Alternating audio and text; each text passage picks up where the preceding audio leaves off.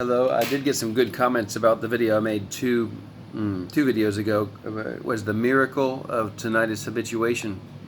It really is a miracle. As I think about today, just how little I think about it now. It's still there. I just don't think about it anymore. I kind of I'm happy about that, that I don't think about it anymore. I mean, I'm really ecstatic. I'm super happy because how many nights did I drew a few hundred drawings, here's some over here, where a few hundred drawings, because every night I would sit there and draw to try to take my mind off of tinnitus. And I never I never thought that I would be able to get past it. It seemed really awful and so hard to sleep, everything. And now it hasn't really changed in terms of the sound.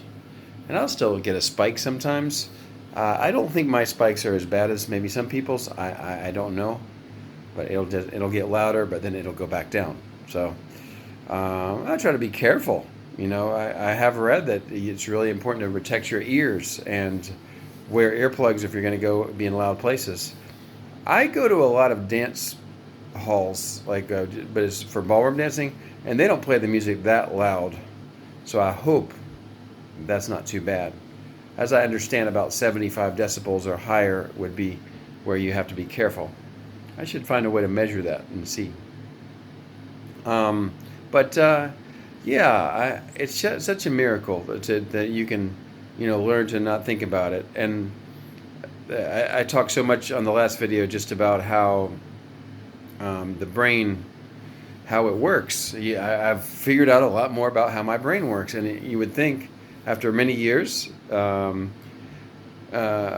living life, you would understand how your brain works. But then this whole tinnitus thing was a game changer, first in a bad way and then in a good way. And that I learned, when your brain starts thinking something is dangerous to you, it can do some crazy things, And but on the flip side, when you can realize that it's the thought that matters so much, and it really is true. Tinnitus is not a threat. It's not going to harm. Although I always have to qualify that and say, go see the doctor. Let them tell you too that it's not a threat. But, and then as you understand that, then your brain starts to just go down a little bit in terms of how much it worries.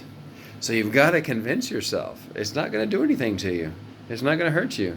And then how often you notice the sound is going to improve. And then, from there, you start also learning to divert your attention to other things. And then it's just like normal after that. You don't have to worry about it so much anymore.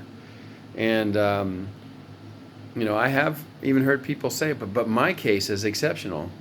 There may be some very extreme cases, but there's also some pretty extreme cases of people who have habituated and they're doing fine.